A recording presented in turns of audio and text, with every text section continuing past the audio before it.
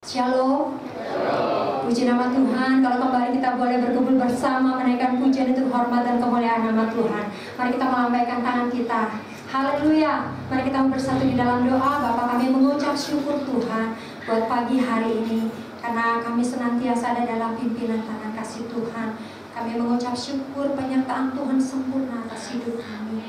Bukan karena kebetulan, bukan karena sifat kami, bukan karena kuat dan gagah kami, karena kebaikan-Mu Tuhan yang senantiasa ada Tuhan dalam hidup kami. Kami mengucap syukur kepada-Mu karena kami punya Allah seperti Engkau Tuhan, Allah yang besar, Allah yang dahsyat, Allah yang tidak pernah berubah, dulu, sekarang, sampai selama-lamanya. Kami bangga menjadi anak-Mu Tuhan, kami bangga menjadi umat kepunyaan Tuhan. Kami mau serahkan ibadah ini Tuhan hanya di dalam satu nama Tuhan Yesus Kristus, Allah yang berkuasa, Allah yang berdaulat atas hidup kami sepenuhnya Tuhan. Beracaralah Bapa dari awal, pertengahan, sampai akhirnya hanya di dalam satu nama Tuhan Yesus Kristus. Kami siap bersorak-sorai meninggikan nama Tuhan. Yang percaya bersama saya katakan amin. Mari kita bangkitkan diri. Haleluya.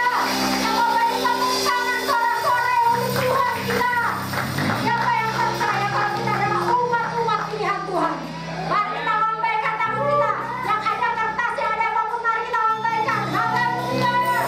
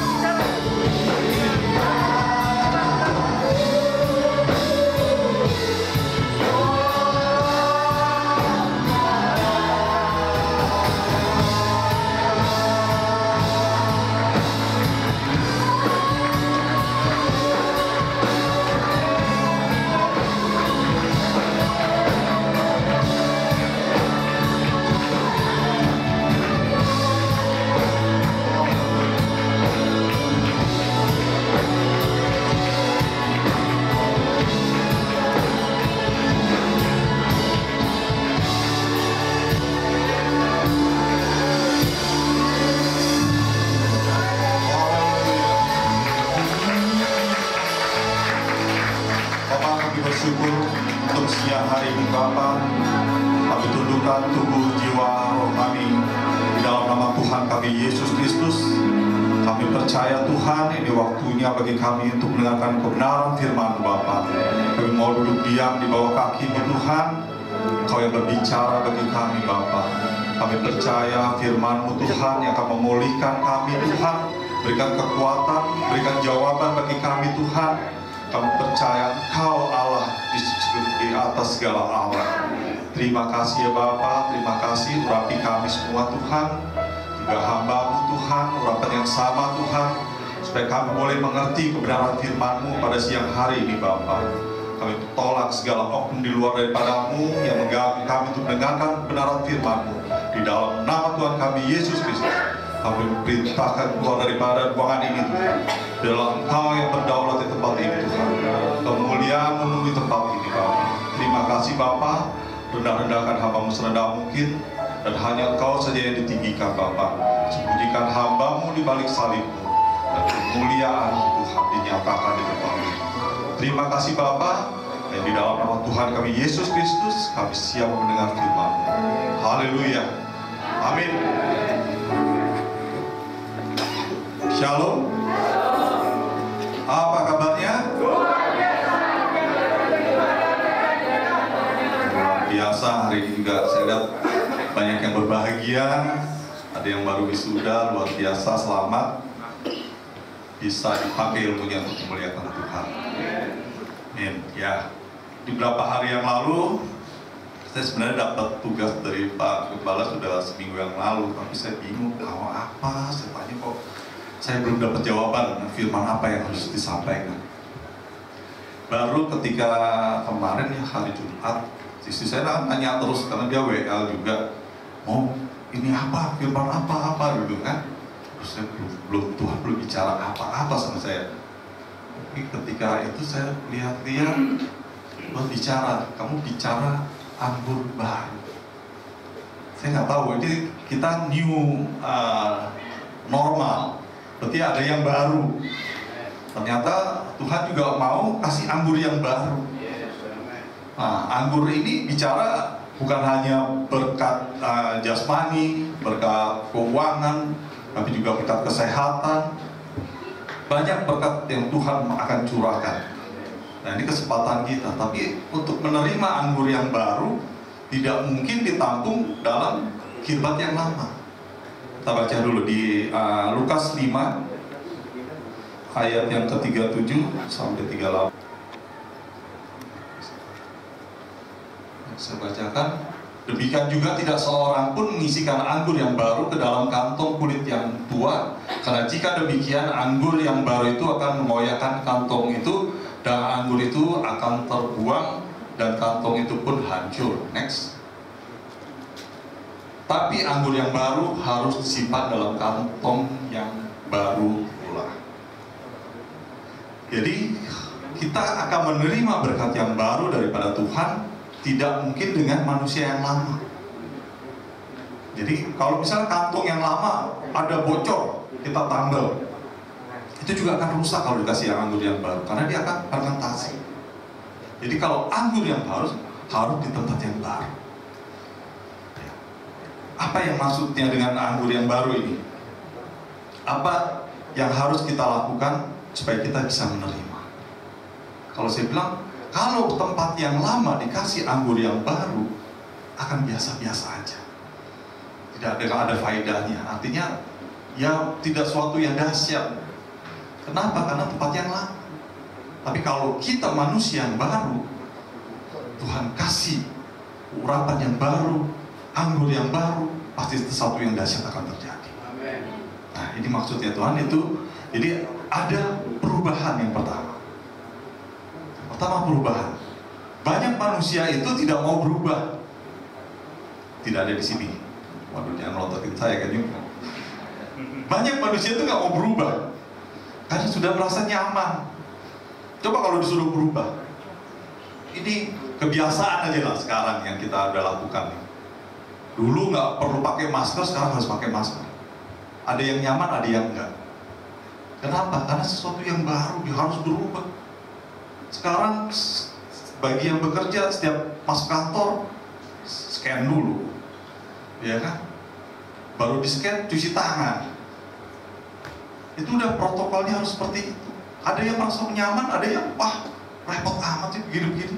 Ada yang sekali-sekali, ada yang udah berkali-kali, ada yang dia kembali lagi, harus diingatin lagi. Nah itu kalau di perusahaan kantor-kantor itu satpamnya harus galak, ngingetin terus. Kalau enggak gitu, kembali kebiasaan lama. Karena manusia ini susah untuk berubah. Kalau dulu lah, kita paling gampang alat komunikasi lah. Kita terkenal suatu merek, dulu ya yang terkenal sekali lah, hampir semua orang pakai. Katanya ponsel 1 juta umat lah. Sekarang ada yang pakai apa enggak? Saya bilang dari semua ini pasti nggak ada yang pakai. Kenapa? Apakah dia salah? Enggak, nggak ada kesalahan. Tapi cuma satu, dia nggak mau berubah. Teknologinya sudah berubah, dia tidak berubah. Akhirnya apa? Ketinggalan. Hampir sekarang udah nggak ada yang pakai lagi. Dan untuk mengulang lagi, mengikuti ketinggalan. Nah ini, jadi Tuhan pun mau memberi anggur yang baru dengan perubahan yang baru. Bagaimana kita menjadi manusia yang baru? Kita baca di Roma 12 ayat 2. Jadi sudah dikatakan bahwa kita harus berubah. Tidak bisa dengan yang lama. Roma 12 ayat yang kedua. Ini Tuhan katakan bahwa janganlah kamu menjadi serupa dengan dunia ini, tetapi berubahlah dengan pembaruan budimu, sehingga kamu dapat membedakan mana yang kehendak Allah, apa yang baik dan berkenan pada Allah, dan yang sempurna. Artinya Tuhan mau menuju kesempurnaan. Berubah dulu. Ya kan, kalau nggak berubah, mana bisa kita jadi sempurna? Ya kan, ketika kita lihat Saulus menjadi Paulus, kan ada perubahan. Perubahannya drastis, kalau dibilang 180 derajat. Saulus berubah menjadi Paulus. Ya kan? Jangan 360 derajat yang terbalik lagi. 180 derajat kalau berubah. Nah, ini perubahan itu. Jadi kita lihat gimana ketika Saulus berubah menjadi Paulus, dia udah gak mikir yang lain kecuali Tuhan. Ya kan? Dia apa? Hidup yang lama sia-sia. Padahal dia punya semuanya, tapi dia bilang sia-sia. Ketika dia terima Tuhan, ya kan? Jadi hidup yang lama udah gak ada berarti buat dia, tapi hidup yang baru. Dan hidup adalah Kristus, kematian adalah keuntungan. Gak gampang itu. Itu bilang menyangkal diri dia. Artinya hidupnya dia udah bukan dia lagi, tapi Tuhan di dalam dia. Nah Tuhan mau seperti itu. Yang pertama, bagaimana cara kita memandang, ya kan? Cara memandang orang itu kita berubah. Gak seperti dulu. Kita yang gampang aja ya. Ketika dulu sebelum saya menikah, bahasanya itu di keluarga saya beda dengan istri saya. Mungkin bahasa. Tapi ketika istri saya masuk ke dalam keluarga saya, berubah tuh. Kalau saya dulu kalau ngomong sama orang tua pun, lo gue masih, Pak, lu mau kemana? Gitu kan? Kalau itu kan biasa begitu.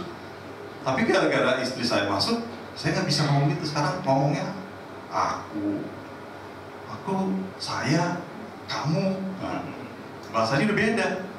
Tapi kalau zaman dulu, kalau saya lo gua, ya karena masih orang Semarang kan masih ada Belanda-Belandanya dikit kalau ngomong Ike ya kan.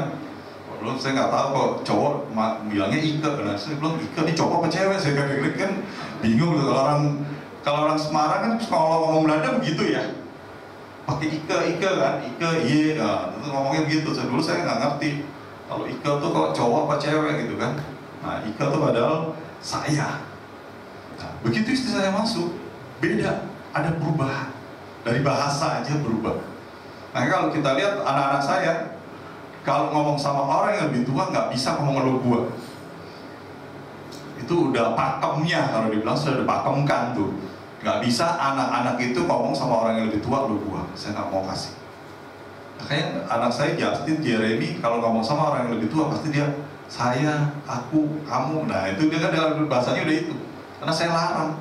pakemnya nggak ada anak lebih, kecuali sama temennya ya. Kalau sama temennya oke lah, masih oke. Tapi kalau sama yang lebih tua nggak boleh ngomong begitu, nggak sopan. Udah, hal itu dipakai. Nah itu ada perubahan. Jadi kita sebagai manusia yang baru, yang Tuhan mau kita ciptakan baru, itu harus ada perubahan. Sama ketika saya ke kantor pun sama. Dulu saya juga punya bos sama, ngomongnya lu gua. Tapi saya kayak saya jadi aneh karena saya nggak biasa begitu. Akhirnya juga dia nggak bisa ngomong berubah juga. Kalau ngomong sama saya nggak mungkin lu gua juga. Nah itulah kita menjadi contoh.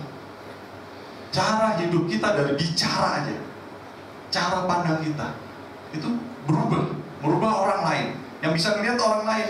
Wah kalau ngomong sama ini jangan ngomong begini, dia pasti nggak istilahnya nggak kenal lah. Harus ngomongin sopan. Bahasa, ini dari bahasa aja, ya, belum yang lain-lain. Nah itu saya bilang kita harus mau berubah. Kadang orang lain kita suruh berubah, tapi kita nggak mau berubah. Di sini nggak ada.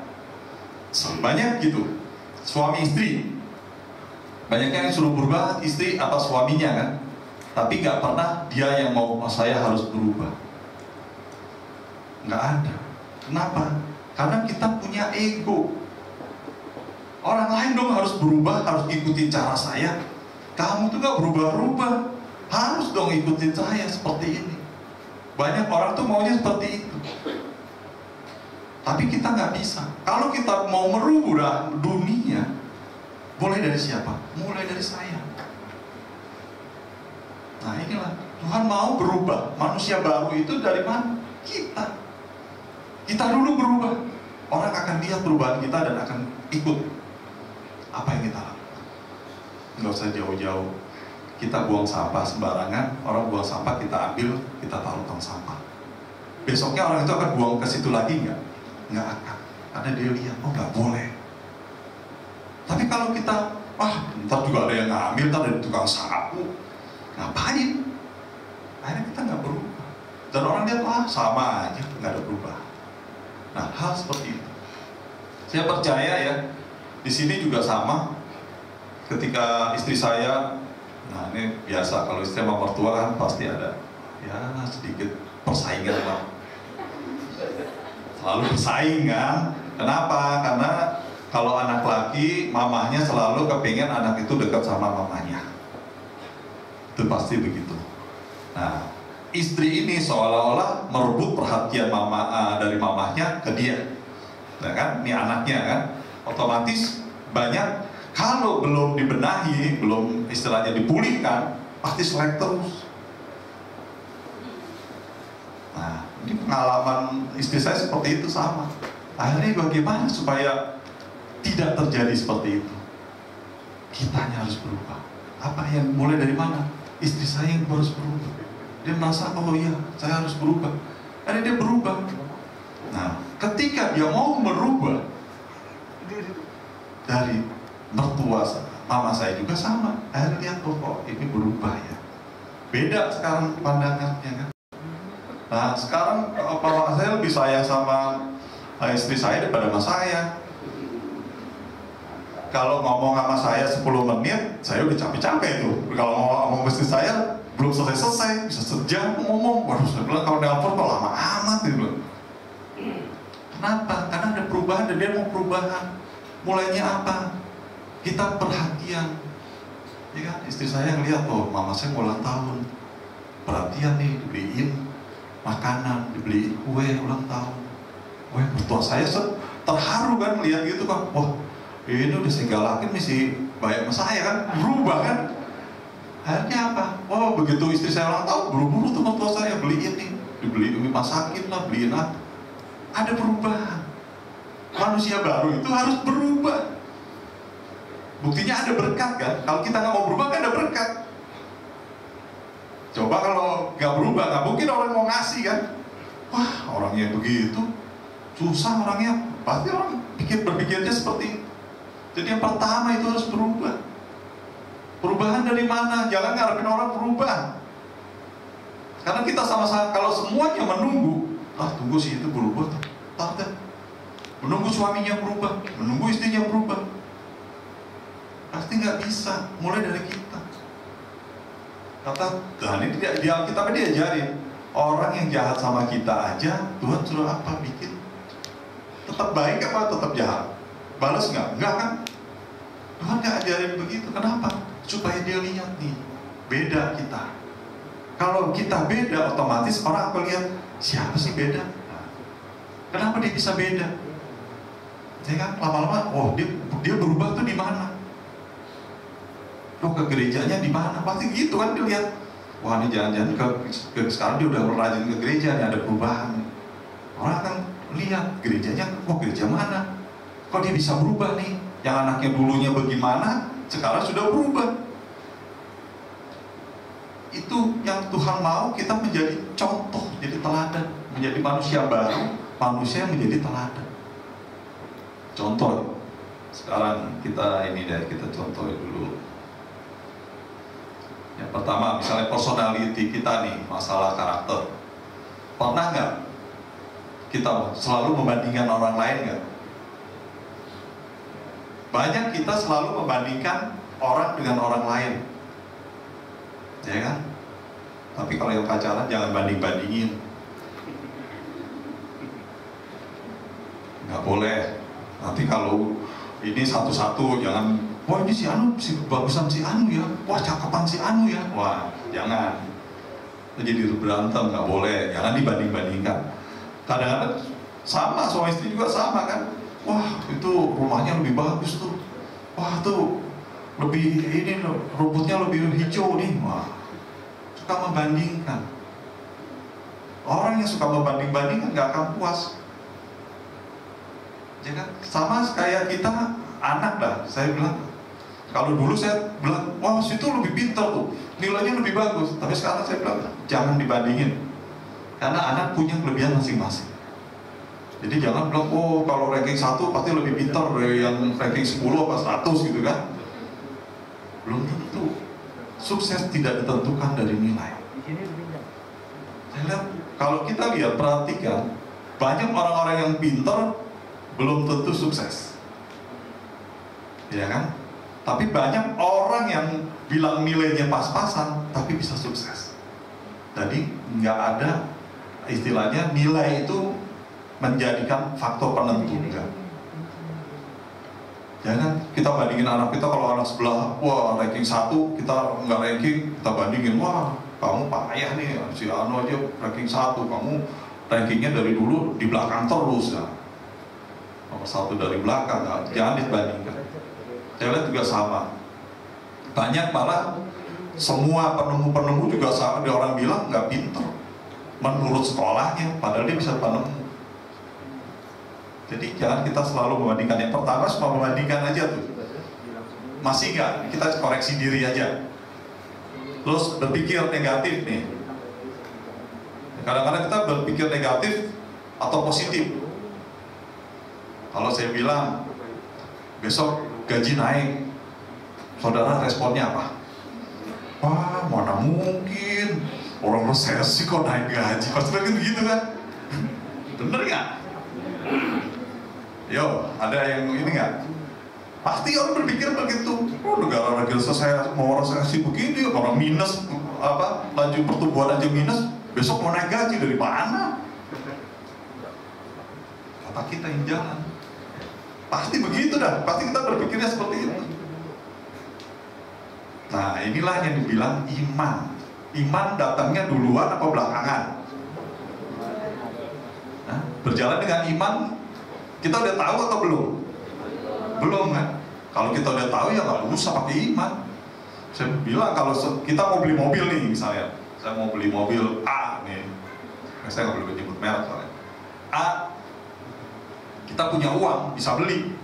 Terus kita bilang, oh saya pakai iman, saya pasti bisa beli. Perlu iman nggak? Enggak, tinggal ngeluarin duitnya aja, bayar, udah beres. Ya kan? Kadang orang seperti itu kan, punya duit.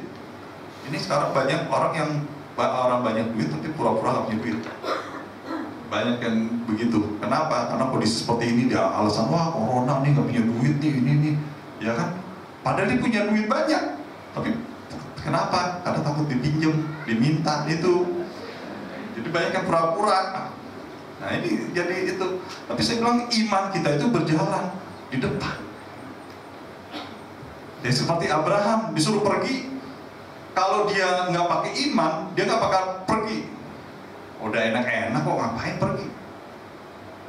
Bukannya Abraham pergi itu karena dia susah loh, enggak loh. Tapi Tuhan janjinya apa? Aku akan memberkati engkau lebih. Berarti ini bukan karena susah suruh pergi. Nah, kenapa dia mau berjalan? Karena dia percaya. Iman itu harus percaya. Kalau nggak percaya, nggak pasti nggak ada iman. Orang nggak percaya, ya kan? Kalau suami istri nggak percaya, pakai iman nggak. Oh, suaminya ngomong apa, istri ngomong apa, pasti nggak akan sinkron, karena imannya nggak sama. Pasti ini nggak. Pasti istri jawabnya begitu. Ini kalau kita kemarin merdeka nih, wah itu kalau banyak slogan ya merdeka kemarin kan, memenya juga macam-macam. Belum, jangan bilang merdeka kalau ATM-nya masih di tangan istri. Salah satunya seperti itu. Walaupun saya nggak pernah megang ATM. Tapi bukan berarti saya nggak merdeka. Kenapa? Ya, ada yang bayar-bayar istri saya, pokoknya saya tinggal belanja, bayar gitu aja kan. Jadi jangan bilang, wah ATM di istri nggak merdeka.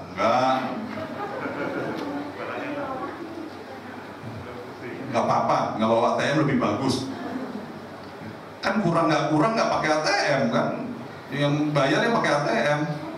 Nggak pernah bayar kan, nggak punya ATM, ya udah kita tenang aja. Pokoknya kalau saya minta aja, kalau kurang ya minta. Oke, yang kedua tuh bagaimana nih? Siapa di sini yang suka masih buang waktu buat gosip? Ya udah nggak ada, ini udah nggak ada isu gosip. Jaga jarak nggak bisa gosip kayaknya. Jadi ada baiknya juga ya. Jaga jarak jadi nggak ada gosip nih. Orang mau gosip, nah jaga jarak. Terus pakai masker kan susah. Kalau ngomong pakai masker dari jauh, ngomong apa juga gitu susah kan.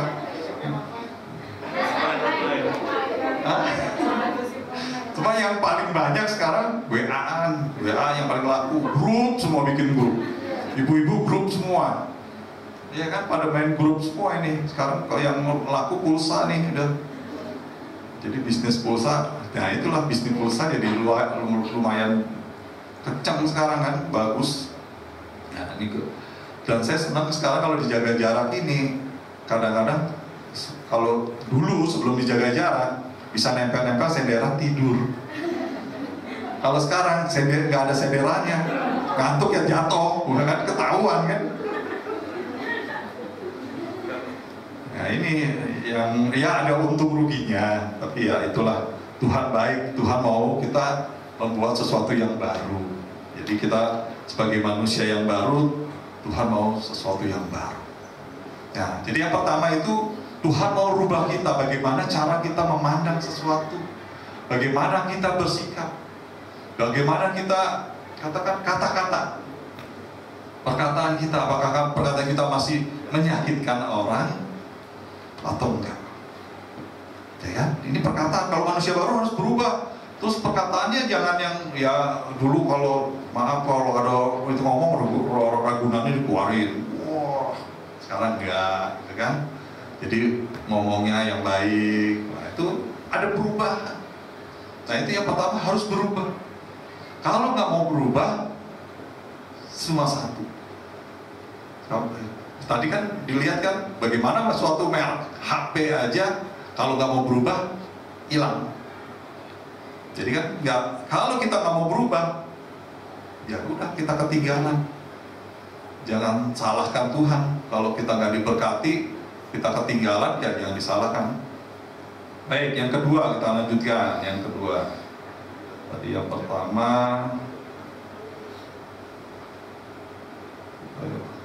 Sebenarnya masih ada ayatnya tapi ini oke, yang kedua aja. Kita harus terus fokus ke depan, tidak melihat ke belakang. Kita baca di ayatnya di Yesaya 43 ayat 18. Banyak orang yang sudah berubah tapi masih suka nengok ke belakang, kembali ke masa lalu. Kenapa kita kadang-kadang nggak bisa berhasil? Karena kita selalu masih nengok belakang. Gak usah jauh-jauh, kita ketika mengendarai kendaraan, mengendarai mobil, kalau kita selalu melihat kaca spion melihat ke belakang, mobil itu maju atau mundur? Kaca spion untuk melihat ke belakang itu hanya untuk mundur, benar? Gak ada orang lihat kaca spion ke belakang untuk maju. Gak ada. Tapi banyak orang ketika sudah melaju masih melihat ke belakang.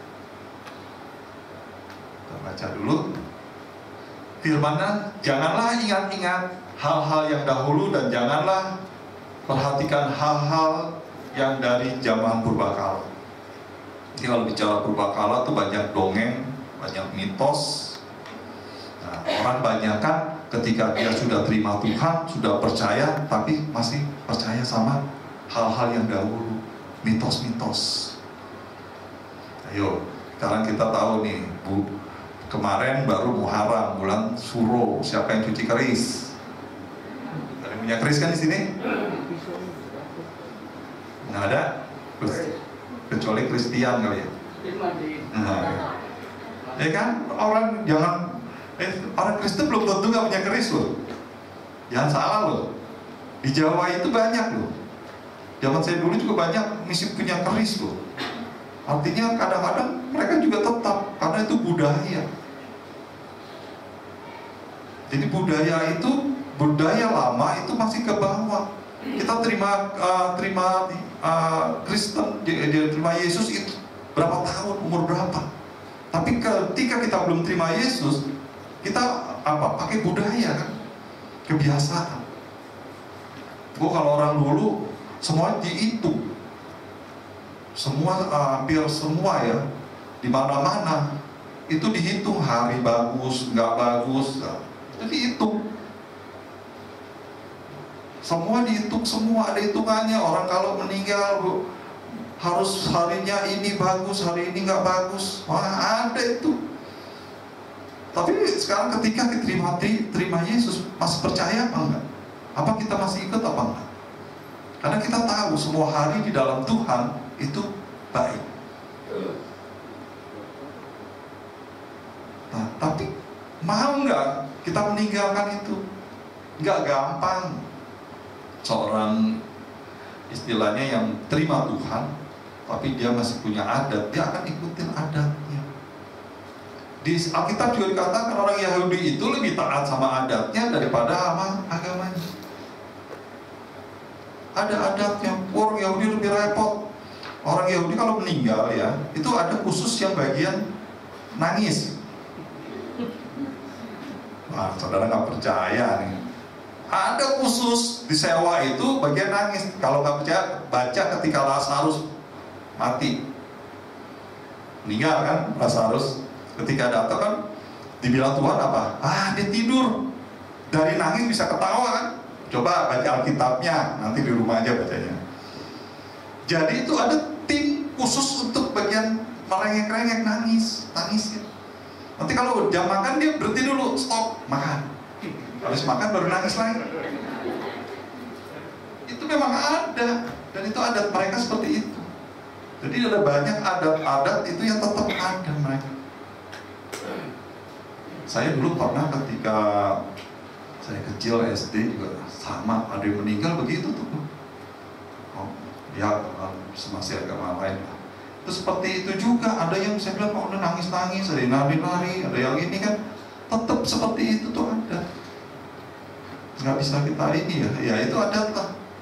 Bagaimana kita percaya enggak, bagaimana kita tidak kembali kepada yang lama, budaya yang lama, ya itu bagaimana iman kita.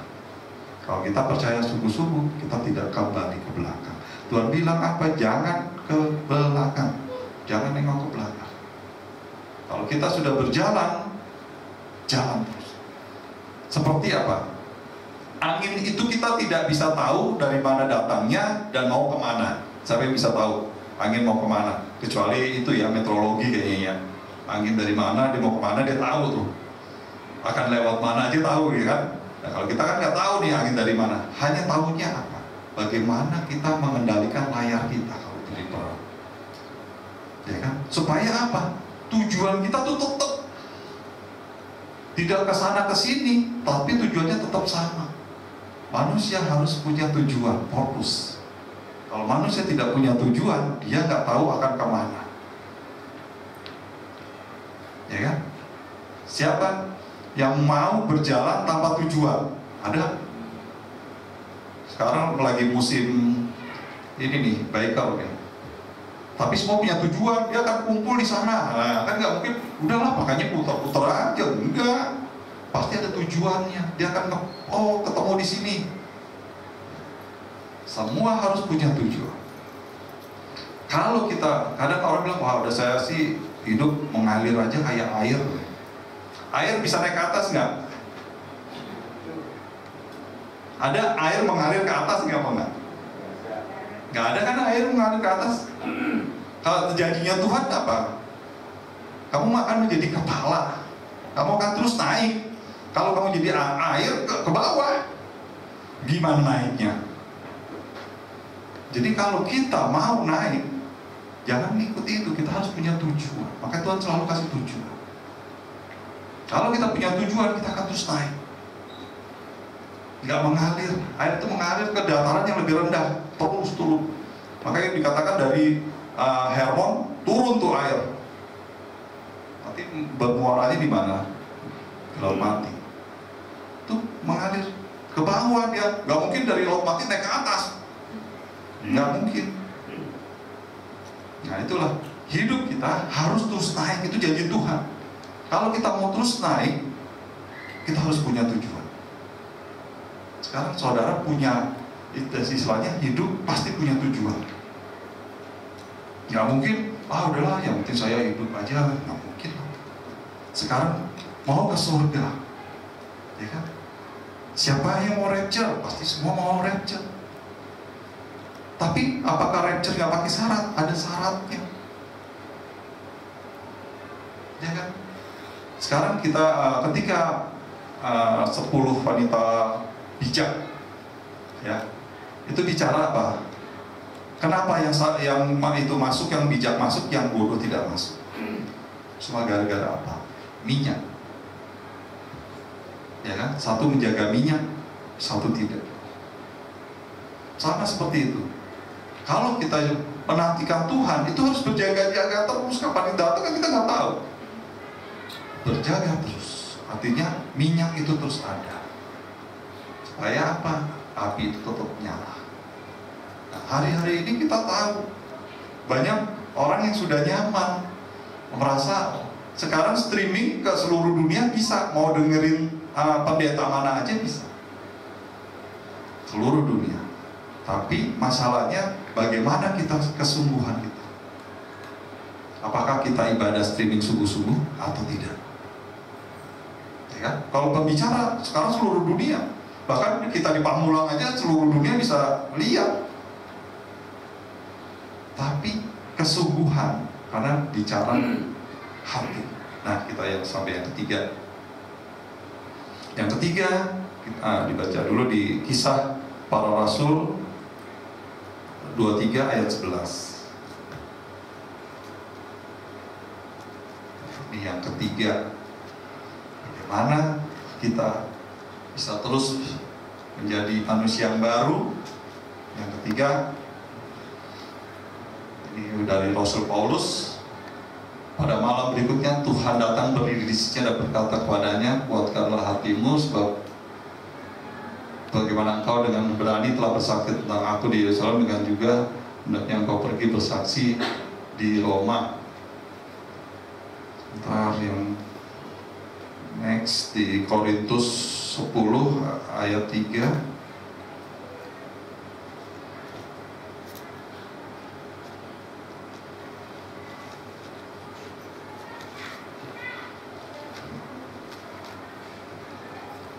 Baik, ayat satunya dulu, Kisah Para Rasul 23 ayat satunya. Ayat 1. Ini bagaimana ketika Paulus diadili di majelis ya.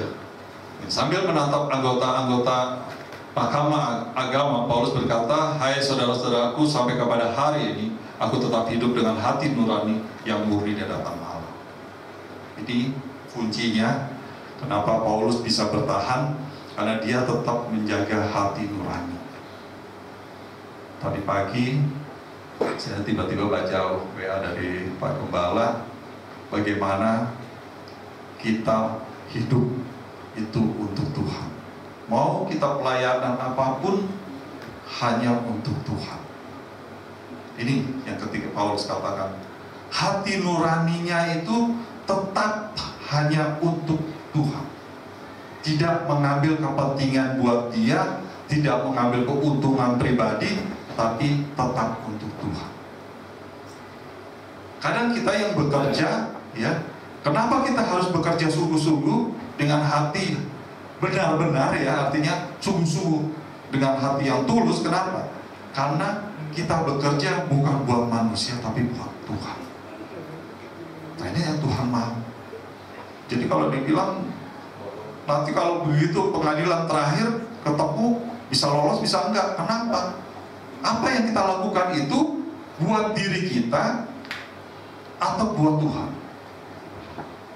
Kalau kita bekerja, ya kan, bekerja itu kita buat bos kita atau buat Tuhan? Buat Tuhan. Saya suka ini juga sama istri saya. Kamu kalau kerja sungguh-sungguh banget katanya, nggak pernah nggak masuk. Wah, saya dikomplain sama istri saya nih. Libur kayaknya susah banget katanya, nggak pernah mau libur. Sampai harpitnas saja tetap kerja. Wah, saya bilang ya memang kewajibannya seperti itu, dan orang melihat bagaimana manusia baru, bagaimana orang yang sudah hidup baru itu, orang lain lihat. Walaupun bagaimana, walaupun digaji dipotong, tetap semangat. Karena buat siapa? Buat Tuhan. Amen. Ya kan? Hidup kita kan siapa yang nentuin? Apakah dari bos kita? Enggak. Tuhan bisa kasih mana-mana. Ya kan? Saya nggak tahu, kalau bisa ada yang transfer dari mana ke mana, kita nggak bisa tahu kan? Tapi Tuhan pasti tolong kita. Kenapa? Karena kita melakukan segala sesuatu ini buat Tuhan. Sekarang kalau kita malas-malas, artinya apa? Kita kan memalukan Tuhan. Nah, tuh orang malas tuh. Padahal apa? Wah, kalau kita ke gereja rajin tapi kerja malas, coba orang pasti ngomongnya apa? Itu orang Kristen, gereja mah rajin, kerja malas. Kan jelek kita kan? Ya kan? Tapi kalau kita lihat kerja rajin, saya kayaknya dari mulai pandemi sampai sekarang kerja, saya nggak pernah telat. Saya lihat absennya, wah bagus nih, nggak pernah telat. Belum, emang ya kebetulan jalanannya kan anak sekolah nggak sekolah, jadi kan siang-siang juga masih nggak bakal telat. Tapi saya bersyukur, oh saya kasih contoh yang baik tuh, saya nggak pernah telat sekarang masuk kantor. Nol, sebulan nol, berapa bulan nol terus, nggak pernah ada terlambat. Artinya bukan saya yang bagus, saya cuma memuliakan Tuhan. Tuh kerja aja rajin, ya kan? Gereja juga harus rajin, apalagi ketemu Tuhan harus lebih rajin, ya kan? Kita kan nggak ketemu Tuhan hanya di gereja kan? Ayo, jangan orang semua, wah kalau saya ke gereja berarti saya udah ketemu Tuhan, udah cukup. Di rumah ntar aja, nggak begitu. Di rumah juga harus lebih rajin, terus melekat sama Tuhan. Karena hari-hari ini luar biasa ya, saya bilang berkat-berkatnya luar biasa. Walaupun secara kalau kita pakai nalar pasti kondisi lagi susah begini kok, tapi kita masih bisa bertahan, ya kan? Kita tetap diberkati Tuhan. Kita tahu kalau di luar sudah pada resesi, tapi kita di sini masih aman-aman aja. Kita bersyukur untuk itu.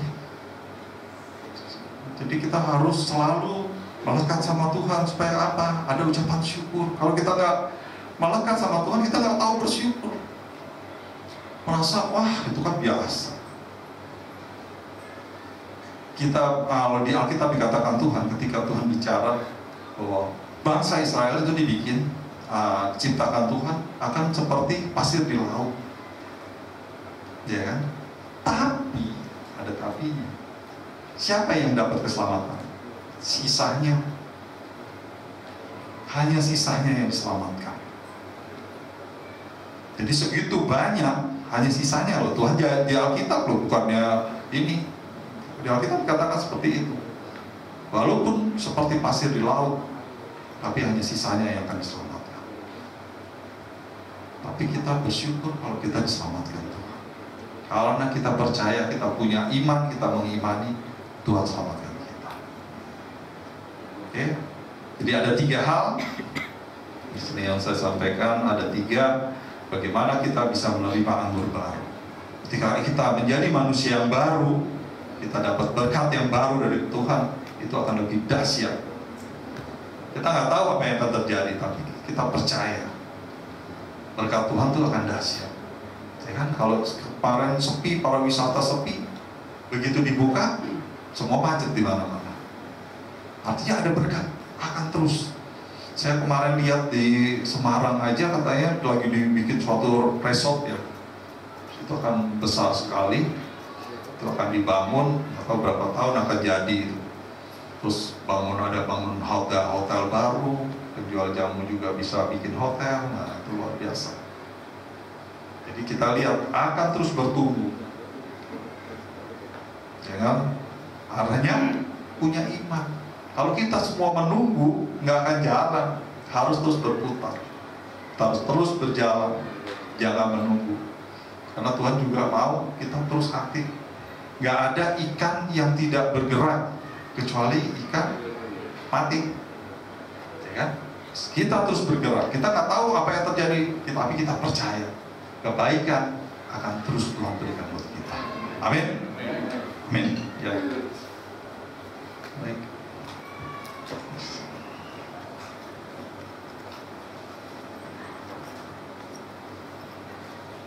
Kita mari tundukkan kepala, kita berdoa. Bapa, kami bersyukur untuk kebenaran firman-Mu yang telah Hamba-Mu sampaikan. Kami percaya Tuhan, biar firman-Mu terus tertanam di hati kami Tuhan, dan terus bertumbuh dan terus berbuah untuk kemuliaan nama-Mu.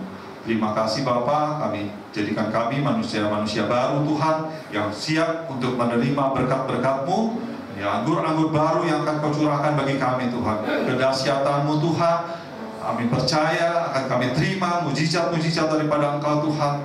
Hal yang tidak pernah kami pikirkan, kami percaya akan kami terima Bapa daripada Engkau. Terima kasih ya Bapa. Terima kasih, Hamba selesai Tuhan untuk menyampaikan kebenaran firman-Mu. Kami serahkan semua ke dalam tangan-Mu. Kau yang terus beracara bagi tempat ini Bapa. Terima kasih Bapa. Yang di dalam nama Bapa, Putra dan Roh Kudus, hamba berdoa dan ucap syukur. Yang percaya dan diberkati Tuhan bersama saya katakan, amin.